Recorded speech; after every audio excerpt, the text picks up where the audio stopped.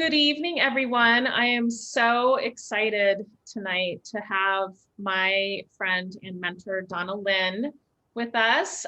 Donna is now the CEO of so many things. I'm going to allow you to introduce yourself because it's changed recently. Donna, why don't you tell our audience a little bit about you? Donna is going to be our Powerful Voices speaker for December, and I can't wait to hear her story once again. Oh, great. Thanks, Kristen. It always feels good to connect with you and the chamber, even if it's just by Zoom. So right now, for the past 2 years, I'm in New York City, which is where I spent 30 years of my life. I am working at Columbia University Medical Center, which is a very large medical campus. We serve a lot of patients. We have about 20,000 employees. And I'm responsible for various aspects of our educational programs because we train doctors and dentists and nurses. We do research, but more importantly, we provide clinical care to millions of New Yorkers. And certainly this year, as we've gone through COVID, that's been a stress and a strain, but there's a lot that's been fulfilling as well. Well, they're so lucky to have you as a leader. You know, I'm not sure if you've seen it yet, but I gathered some of your mentees around Colorado and we all wrote an article about what we've learned from Donna Lynne. And so I think that that's what, I always look forward to because you became my mentor as a result of me seeing you speak. And I hounded you until you agreed. You're so real and so authentic in the way that you lead. I think that's my most favorite thing about you. And the fact that you're sitting here during COVID, relatively new in the role, when COVID happened, and for you to say there's a lot of good things that have happened.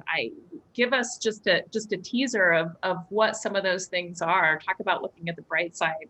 Sure. Well, I think we've gone along thinking everything is always going to be wonderful in our lives. And when you think about whether it's economically or career growth, we've just been, for many of us, we've been on a path. And it's not to say that there aren't some real tragedies in this time of small businesses, of women in particular, who perhaps have had to make difficult choices.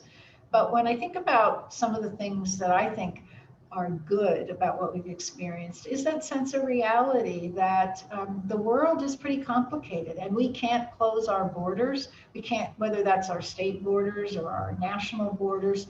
And we have to be more globally aware of things. We also have to be prepared for adversity that might be confronting us. I think the materialism that I know I've tightened my purse, even though I have been working the whole time. I've said to myself, do I really need a manicure once a week? Right. The answer is no. People aren't looking at my hands on Zoom. I feel sorry for the manicurist, but I don't really need some of the things, the material things that I thought was important. I think the things that I cherish now are my family time, because as you shrink your circle, because you have to, your family becomes part of a pod or whatever you want to call it. And so for me, I've spent more time with my children. And that's been a really good thing for me, because as much as I've loved being in Colorado, my children live here in New York, at least 2 of them. And it's been a great time for me to reconnect with them. That's amazing. Aren't you so glad that you moved to New York just in the nick of time for that? It is not, it is in the nick of time. It's so serendipitous. I mean, I left Colorado with a lot of tears. Mm-hmm. And of course I want to come back, but I'm in the right place at this particular moment. Yeah. That's amazing. And speaking of your children, we were talking earlier, one of the other things that's come out of this is, the Black Lives Matter movement. And you had some experiences with that. And maybe you can tease a little bit about what you'll talk about with that as well. Sure. Well, my children are biracial. And I was saying to Kristen earlier, I married my husband in a time when that was pretty revolutionary. I wasn't sure my parents were going to come to our wedding. And my children were in the late 70s and early 80s often discriminated against. People didn't like me. Um, we couldn't get my children into a little family-run daycare. They were called names that were hurtful, and I really was worried about how they. More importantly than me, some things people did or said hurt me, but I was really worried about them. And the good news was, they were not only resilient, but the community that we lived in began to be more accepting of them, and they came out fine. But Black Lives Matter triggered for me some of that hurt that I've just buried. And it's kind of funny when you're a white woman and some of the pain that people go through, but you don't look like that superficially because you are a white woman.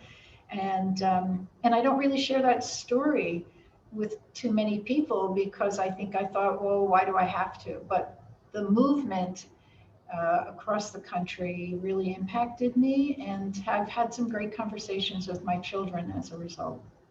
That's fantastic. Okay, I'll ask you one more thing, and then for anything else, everybody's going to have to come and see you speak for more information. But talk to me a little bit about the political climate. How are you feeling about, what it looks like today? And I know that you've worked on both sides. So that's one of my favorite things about you, because I'm an independent too. And oftentimes I can see both sides of things too. How are you feeling about the political climate, especially, after having run and been the lieutenant governor and seeing what's going on? Talk to me a little bit about that. It's even deeper than that, because I guess I'll call myself a Hamiltonian, right? Somebody who really believes that the central government needs to be strong. And I think what we've seen, partisan politics aside, this 50 state approach has really been problematic because our borders aren't porous.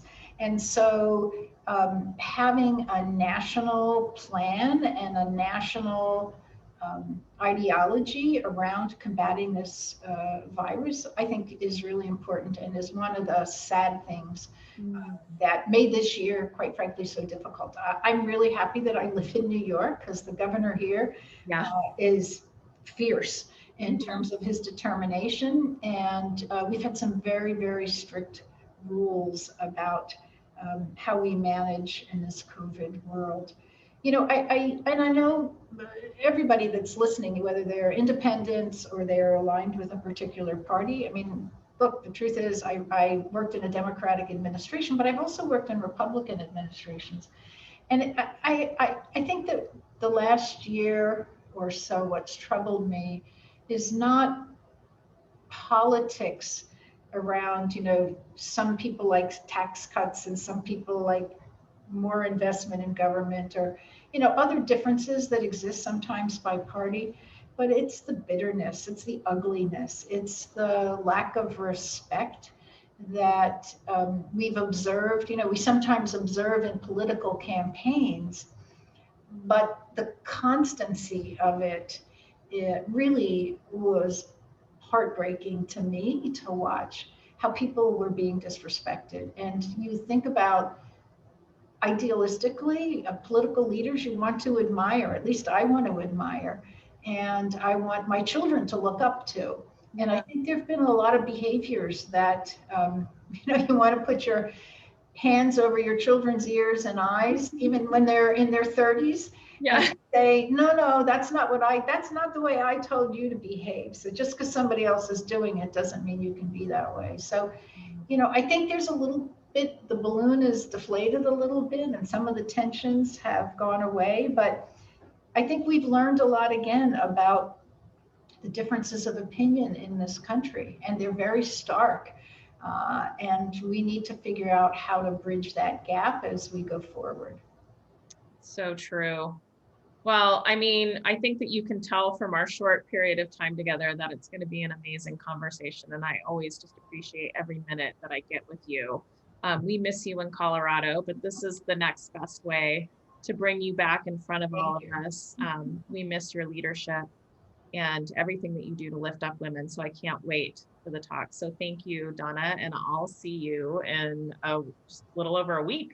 That's right. I'm looking forward to it and hoping to see some of the great faces that have brought smiles to my face, not only when I was in Colorado, but in this past year when it was really difficult for me. So I look forward to it.